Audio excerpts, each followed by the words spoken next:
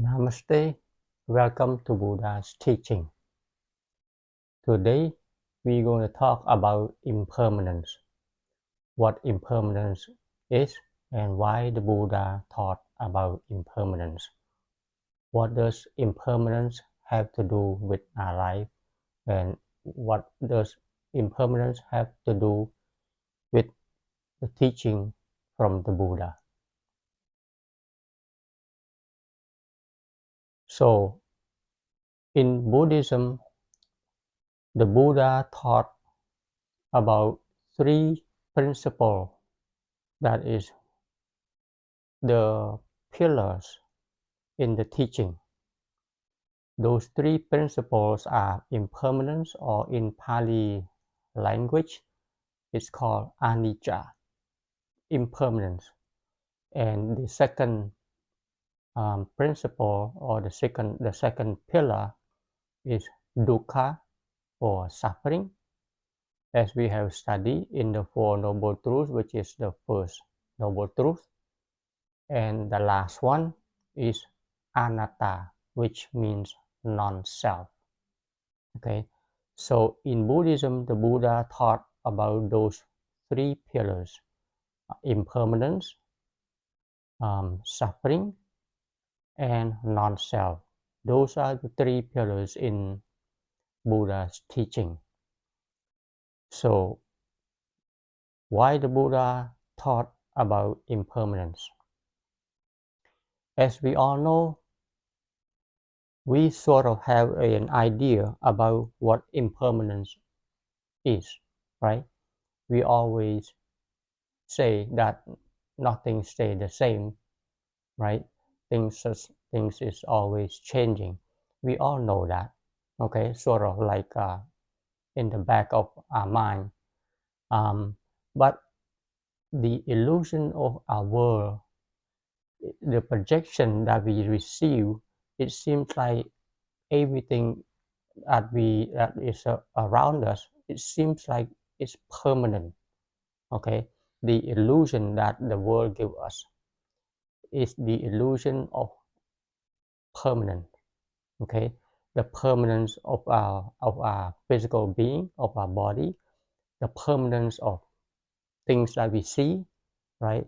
The wall, the flowers, the room, the car, the people, all right, the trees that you see, the road, the everything that you see, the books, pen, pencil, everything that you experience right now, that we all experience right now. When we look around, everything looks the same. Nothing's changed, right? So even though we sort of have an idea in the back of our mind that there nothing is stay the same, but we don't really quite grasp on the idea what impermanence truly means. Okay, so that's why the Buddha taught about impermanence and what impermanence have to do with with our daily lives. Impermanence, in a way, it's synonymous with dukkha, or suffering. Okay, so as we learn that about suffering in the first noble truth, okay, and the root of the suffering and all that, and that's where we at, and that leads us to here. Impermanence is a law that the Buddha said it is because we do not understand the true law, the true meaning of impermanence. That's why we suffer. Okay, that's why we have problem. So impermanence in Buddha's teaching has a deeper meaning to it. So what is it? Impermanence has to do, for example, the impermanence of our body and the impermanence of our mind. Okay, those are two very important subjects that we have to discuss, to talk about. All right, our body, as you sit there, as I sit here, it looks the same, right? And we all know scientifically, you and I know that a lot of things is going on right now, but we just not aware of it. We just don't know, right? So that's one of the things that the Buddha tried to bring up to to to to remind us of the impermanence of the body, which what it means is that our body is changing as we speak. Our body is changing as we are sitting here right now. Okay, all every single cell of in our body is moving. Okay, not a single cell is not doing anything. Everything is moving. Your blood circulation is moving. The different molecule is moving.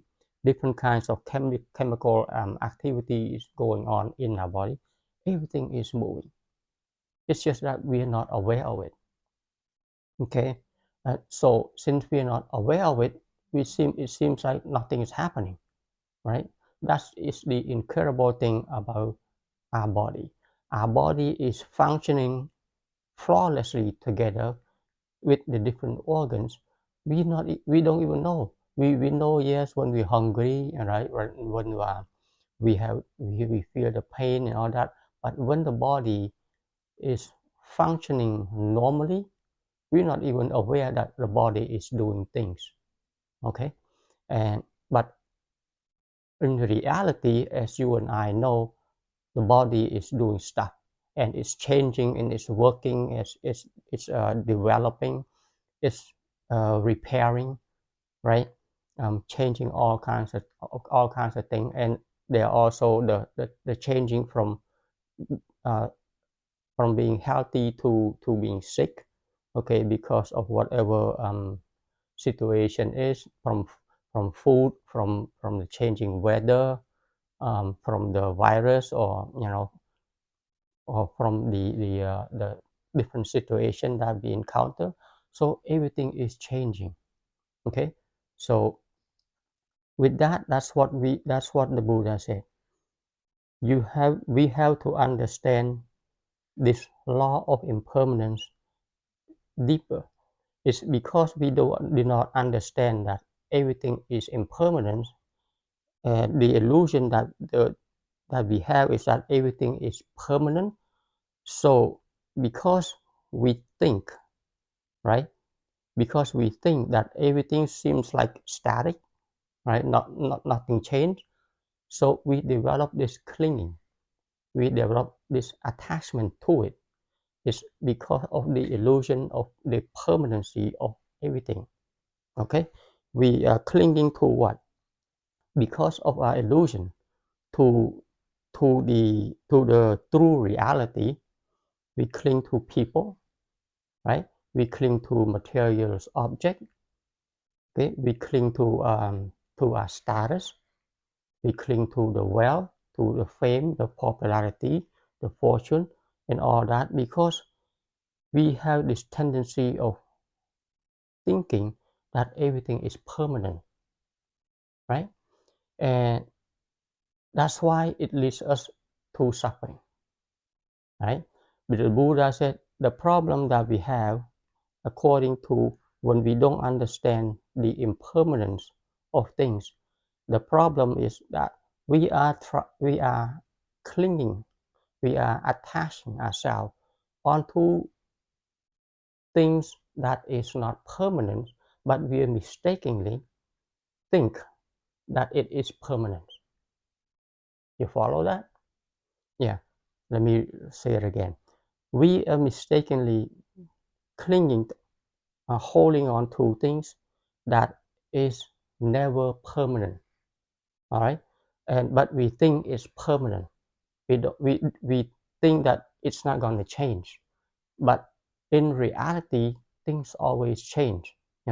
Some change fast at a fast speed, some change at a slower speed, but it's always changing. Everything is changing. Our body, the environment, everything around us, even the uh, uh, plastic flowers is also they are also changing. Um, but it change very slow. It depending on the chemical compound that that construct the object, the material. So it change. Even steel change, right? You leave steel on in the wild, you come back in 100 years, you will see a rust all around the steel, right? The steel is got eroded. So it's just that it's the matter of time. We all change at different speed, but everything change. Okay, so but for us, our mind, uh, we call ego mind, right? The mind that is deluded in a way. Another word is that the mind that think that everything is permanent, that is the mind that is bound to meet suffering. Okay, the mind that think that everything is permanent, nothing's gonna change, that mind is gonna bound to encounter suffering, right? From one time to another. For example, you are you of course we all have attachment to um, to our family, right? To our spouse and to our kids.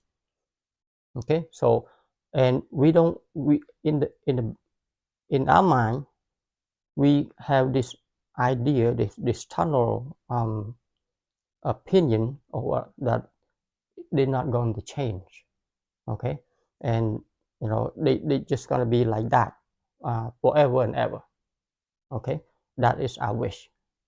But as we all know, things change, they change, people change, right?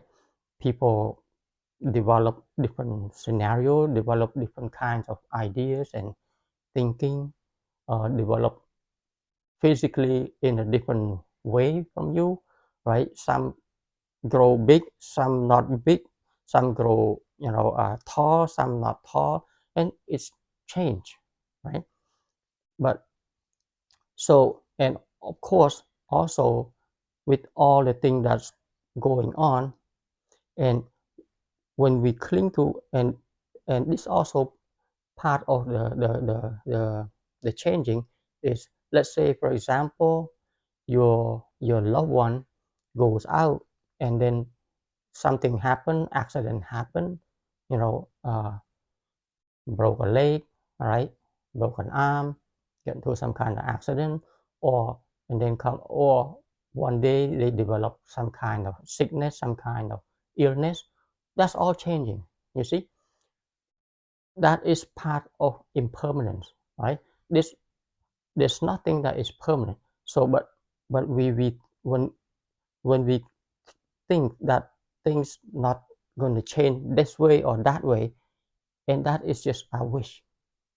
Okay, but so when things don't go according to what we wish, and things change don't not according to what we want, okay, let's say we are holding on, we are clinging on to an idea or some or a person this way, but that person or that object change this way for whatever reason is accident, I just said accident, or the way they develop and they have different idea from you, they grow up, they have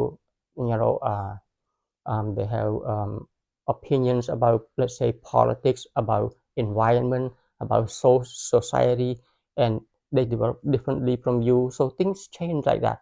And when they don't change and you have some kind of disagreement, so all of this here that we are going through every single day is changing. All right, it's changing.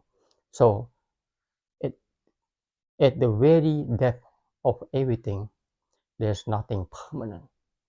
Okay, there's nothing permanent, all the way down from big to small, all the way down to the molecule, all the way down to the atom side, the neutron and the electron. You see all those things the scientists show you, and they always moving right around the nucleus, and even the nucleus itself, they have their attitude that they are changing and all the time. Okay, so from big to small to the smallest particle you can ever imagine, it's always changing. Okay, so that's what we have to understand. All right, so when your boyfriend or girlfriend or your spouse change his or her mind. Okay, you used to be in love, right? So you have this tendency of thinking that's it, right? This is gonna be forever, permanent, and then things change. They don't like you anymore. They don't love you anymore, and then there's gonna be breakup. And now you already develop this attachment to something that you don't think it's gonna change. All right, you don't think it's gonna change, but now it changed. Okay, and when that happens, the it creates problem for us. It creates suffering for us. You think, oh, it should, why it happened like that? Why it happens to me? Now you're not accepting reality that things change, right? Especially people's mind. Your mind also change, right? All the time. You think back to an hour ago. What what idea do you have in your head? You have 100, maybe thousands of ideas since this morning. How many thoughts that when you have gone through your mind? Your mind's always changing, right? Your body is always changing. So when your boyfriend or your girlfriend, your brother or sister have their mind, they change their mind regarding whatever thing, and when you don't see that change, when you cannot accept that change, that suffering, because now that law of impermanence you don't accept. Okay, you don't accept that, okay, it's changing. All right, so when you don't accept, you try to fight it. That's what suffering occurs, right? So the impermanence, the law of impermanence, has the connection with the suffering that we have. Okay, we have suffering due to the changing things that we cannot accept. Okay, things change, but we don't want it to change. We want it to stay permanent, stay the same as we would like it to be. Okay, we want it to be permanent as long as we want it to be. But as you and I very well know, it doesn't work that way, right? It's gonna change one way or the other, sooner or later. It doesn't, it not today, could be tomorrow, not tomorrow, next year, 10 years from now, who I don't know how many years from now, but it will change.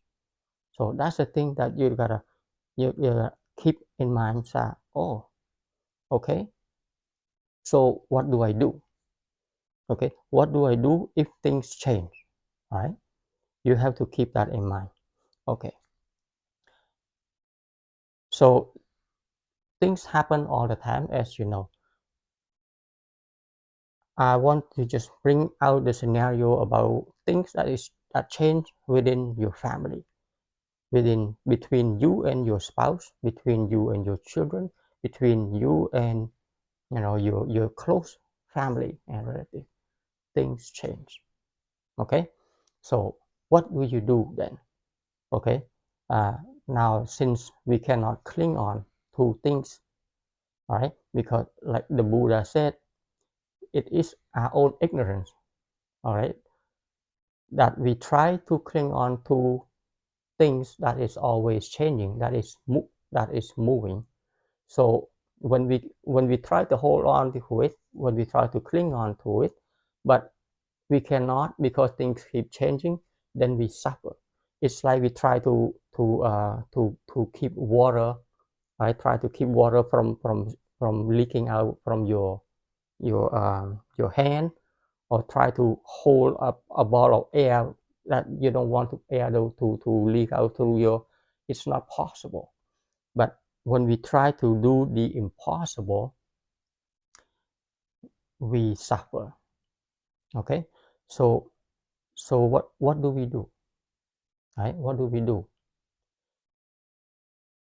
There's not much we can do except we come to realize that, okay, This is the law of nature. Okay?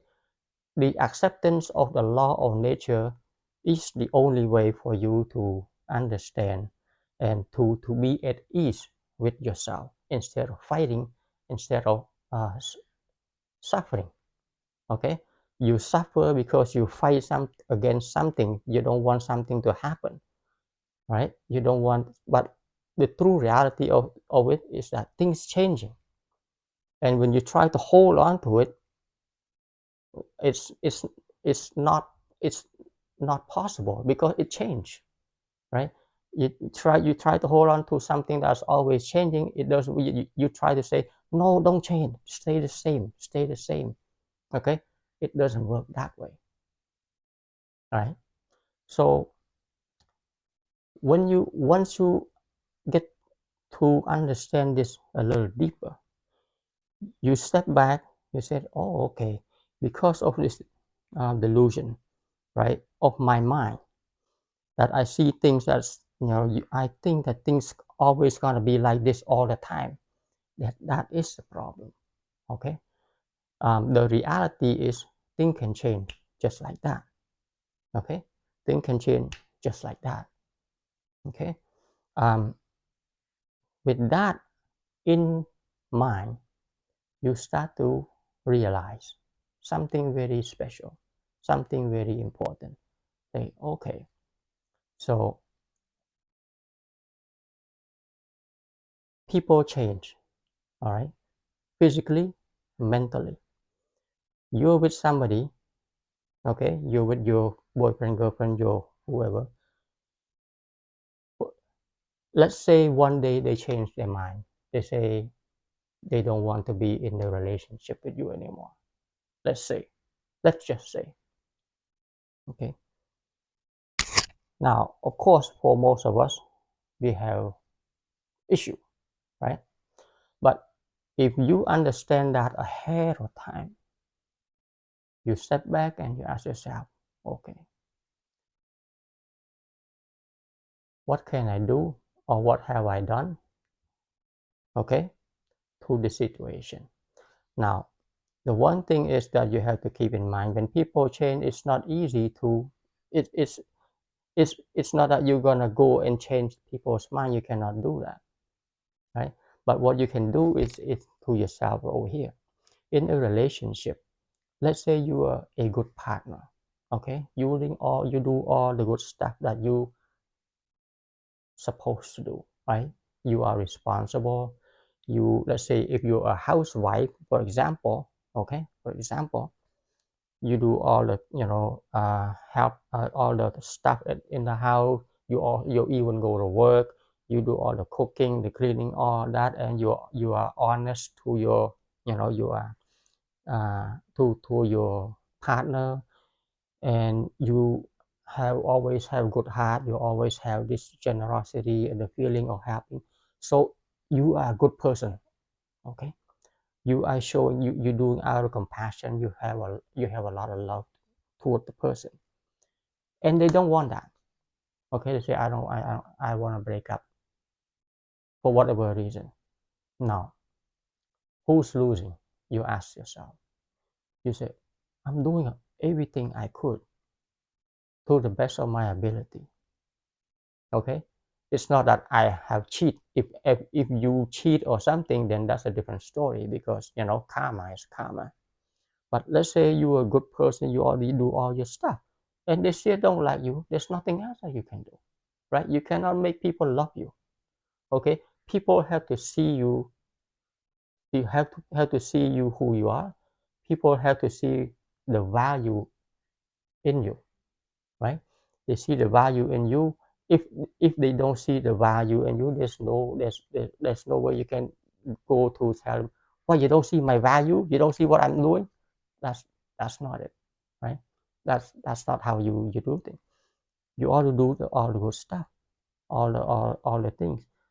The people cannot receive your work. The people cannot receive the offering that you give, right? All the good stuff. Then is it your loss or it's the other person's loss, right? It's the other person. That's my opinion, okay? Because you only do everything you can, right? It's the other person's loss. So that is how you see, because you cannot stop the changing. Okay, people change their mind, people change the way of thinking, because we don't go everywhere together 24/7. Your children go to school, right? They meet different people, they meet their friends, they see stuff on social media, right? They are exposed to all kinds of stuff, so there's all kinds of changing going on. That's why, that's one of the important thing about, because of this thing going on, how you change, how you develop your mind, it's very crucial, it's very important what you expose your mind to. Okay, when you expose your mind to something unwholesome, your mind is going to be infected with unwholesome material. If you associate your mind with something wholesome, your mind will be affected by wholesome things. So it's very important when it comes to the law of association. You have the choice of pick and choose what group or what kind of environment you want to be in, or what kind of things that you want to be exposed to, right? That you can choose. Okay, that you can choose, because that has influence on your operation. Okay, because everything register, everything goes into your memory, right? And it will kick in one day out of nowhere that you're not aware of, because it's embedded in the back of your mind. Everything that you encounter, everything that you experience is registered in your memory. Okay, so yes, so that's what impermanence is all about. When we don't understand about the law of impermanence, we will have suffering. Okay, so, and also when we don't understand about impermanence, we tend to think about this as a self I, as a permanent I. Okay, this is permanent in a way, even though we know that one day we are gonna die. We all know that, right? But we also think that it's not gonna be tomorrow. That's what we always think. Okay, it goes to show that we do not understand what impermanence means. Impermanence, okay, mean the changing. The changing can come at any time, right? That gotta keep it back in mind. The changing is always change, and it can come at any time. Accident can happen at any time. There's no holidays, right? You've seen that sign, right? Accident has no holiday. Sickness also has no holidays. Okay, things happen. There's no warning. Okay, with that in mind, if you truly understand impermanence of things, you step back, you stop taking things for granted. All right, that's the side effect of it. The good way, the wholesome side of it, is that you're not taking things for granted. Today you are with your family, let's say. Today you will enjoy the company of your loved ones, let's say, for example. You don't know what tomorrow is going to hold, it's going to give you. Okay, you or your family. Okay, you don't know what tomorrow is going to be like. See, in a lot of the people, we always think nothing is going to happen to me, and nothing is going to change or happen to my family. It's going to be always like this, good all the time. That's the problem. Okay, we don't know. You got to keep that in mind. We do not know. Okay, when we understand that truly, we see each other every single day, right? For the enlightened one, okay, let me tell you, the enlightened one, every time they meet, they consider it as the last time they meet. Okay, They always look at the situation in the present moment. You meet somebody, it could be the last time that you see that person. That's how the enlightened one approach people. All right. So this is what people should think about and say, oh, okay, is this true or not? Right? If you understand impermanence truly, you would embrace every moment in the present that you are with anyone around you, even your co-workers, your neighbor, whoever that you meet in the family or outside. It doesn't matter. It could be the last time you meet. Okay? You go to visit your friends or relative, all right, far away. You go and meet, all right, have have a gathering, let's say Thanksgiving or whatnot. Okay, family get together, and then after that, everyone say goodbye, go back to their own home, right? How you know that everyone is gonna be like that the next time you meet? How you know that everyone not gonna like nothing's gonna happen? You don't know, right? You don't know because that time could be the very last time that you meet the person. All right, keep that in mind. So that's why it's in the Western country here. One good habit that I see is that when people meet, you say good morning, right? Good morning. It's good to see you, right? So and when you leave, you part way. You always part way in a amicable way, right, or in a friendly way, because you don't know if you're gonna meet the person again tomorrow. That is for sure. That is real. You don't know. So the next day when you see the person again, glad to see you again. Okay? But so you take one day at a time instead of for most of people think, oh, nothing's gonna happen. We're gonna be here forever and ever until we old and what. That's what most of the people think. But in true reality, okay, the way the enlightened one lives, they don't take things for granted. They never think of we're gonna see you tomorrow or we're gonna see you whenever. No, see you now. I appreciate you now. I don't know if I'm gonna see you tomorrow. Something could happen to you tomorrow, or something could happen to me tomorrow or tonight. So right now, as we are here together, I appreciate you. Okay, so that is the law of impermanence. All right, so understand that brings you a more detached environment, right? As we talk about, attachment leads us to suffering, right? In the previous lesson. So it teaches that, okay, because of my clinging or my attachment, because of my delusion that things is not going to change, that's going to cause me problem. That's going to cause me problem. Understand the true reality of nature. That's what impermanence is all about.